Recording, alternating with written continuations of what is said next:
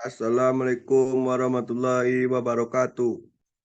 Waalaikumsalam warahmatullahi wabarakatuh. Saya dari kelompok 3 akan mempresentasikan hasil dari kelompok kami yang beranggotakan Diana Nuraziza, Trifogeno, Hafiz Akbar Alusna, Saidatul Finki, Ilham Fajri, Al-Khaira, Muhammad Al-Dimas, yang akan dibacakan oleh Diana Nuraziza. Kepada Diana kita persilahkan.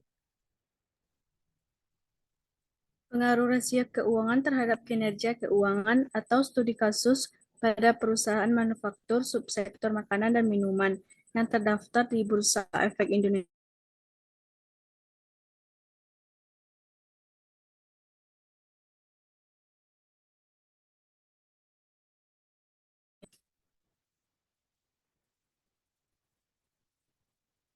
Analisis rasio keuangan merupakan kegiatan yang melakukan perbandingan angka yang terdapat pada laporan keuangan dengan membagi satu angka dengan angka yang lainnya.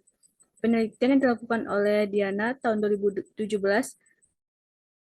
tentang pengaruh rasio keuangan terhadap kinerja keuangan PT Astra International menunjukkan hasil bahwa rasio likuiditas, solvabilitas, aktivitas, dan profitabilitas serta persiap berpengaruh signifikan terhadap kinerja keuangan. Metodenya, penelitian ini menggunakan penelitian kuantitatif dengan metode kausal.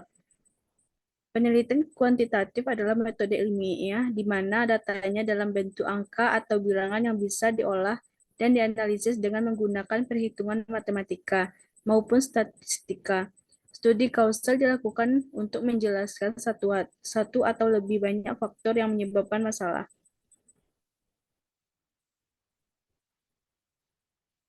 Pada hasil penelitian, pertama uji normalitas. Uji normalitas memiliki tujuan untuk menguji apakah variabel pengganggu berdistribusi normal dalam model regresi.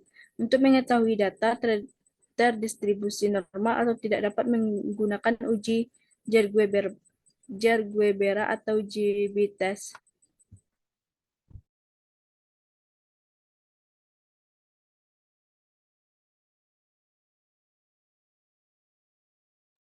Beb. Hasil penelitian. Uji normalitas.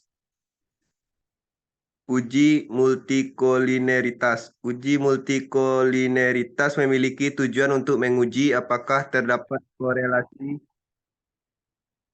antar variabel independen dalam model regresi. Terdapat atau tidaknya multikolinieritas dilihat dari nilai VIF. Uji heteroskedastisitas. Uji heteroskedastisitas digunakan untuk menguji apakah terjadi ketidaksamaan variansi residual dari satu pengamatan ke pengamatan lainnya dalam model regresi. Untuk mengetahui ada atau tidaknya heteroskedastisitas dapat menggunakan Gleiser test. Uji autokorelasi.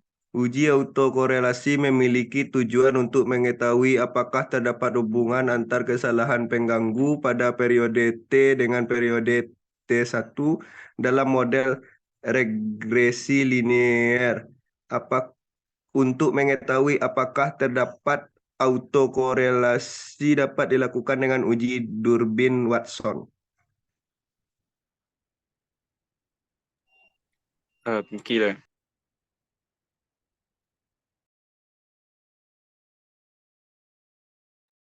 Kesimpulan. Berdasarkan hasil analisis dan pembahasan sebelumnya, bisa ditarik kesimpulan sebagai berikut. Current ratio berpengaruh signifikan terhadap ROA. Hasil tersebut menunjukkan bahwa semakin tinggi current ratio pada perusahaan manufaktur subsektor makanan dan minuman akan mempengaruhi peningkatan ROA dan begitu juga sebaliknya.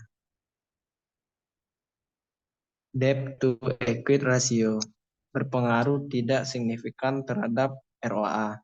Hasil tersebut menunjukkan bahwa debt to equity ratio berpengaruh positif tapi tidak signifikan terhadap ROA, yang berarti bahwa naiknya debt to equity ratio belum mampu menyebabkan naiknya pengembalian atas aset. Total aset turnover berpengaruh tidak signifikan terhadap ROA. Hasil tersebut menunjukkan bahwa total aset turnover berpengaruh positif, tapi tidak signifikan terhadap ROA, yang berarti bahwa naiknya total aset meningkatkan pengembalian atas aset.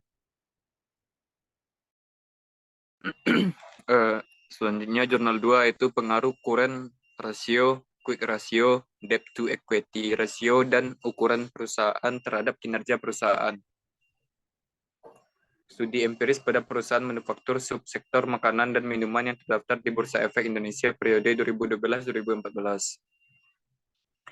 Perusahaan sebagai salah satu bentuk organisasi pasti memiliki tujuan tertentu yang ingin dicapai, tidak hanya untuk mencari laba, namun juga berusaha untuk memenuhi kepentingan para anggotanya.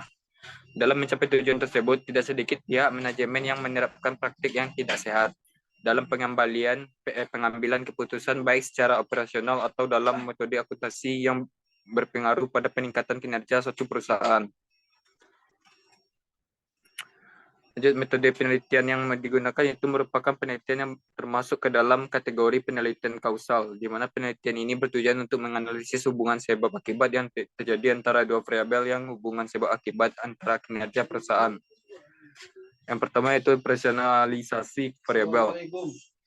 Kinerja perusahaan ROE, 2. Current ratio CR, 3. Quick ratio QR, 4. Debt to equity ratio DER, yang kelima ukuran perusahaan. Selanjutnya akan disampaikan oleh Trifogeno.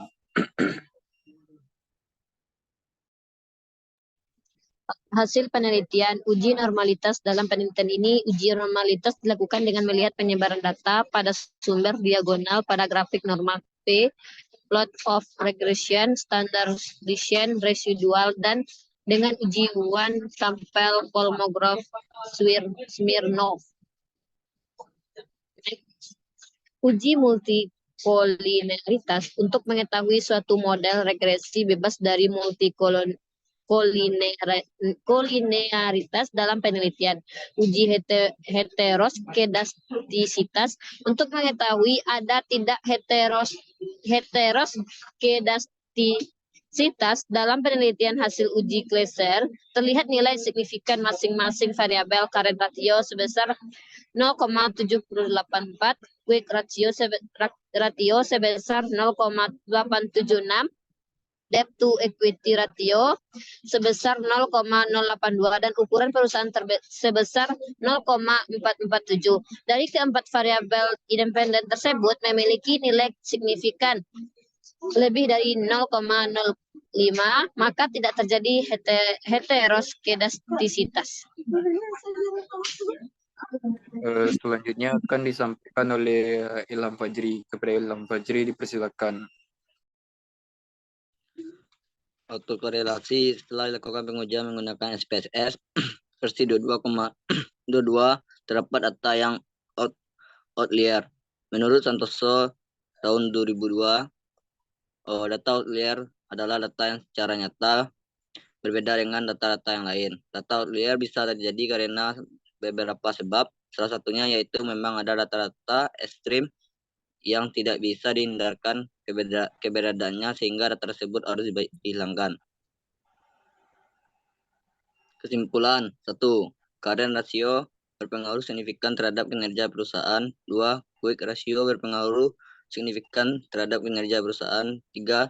Debt to equity ratio tidak berpengaruh signifikan terhadap kinerja perusahaan. 4. Ukuran perusahaan berpengaruh signifikan terhadap kinerja perusahaan. Baiklah, sampai di sini dulu presentasi dari kelompok kami, kelompok 3. Bila ada salah dan janggal, atau salah kata mohon dimaafkan. Saya tutupi dengan wabillahi taufik wal hidayah. Wassalamualaikum warahmatullahi wabarakatuh. Waalaikumsalam warahmatullahi Wabarakatuh. wabarakatuh. Wabarakatuh.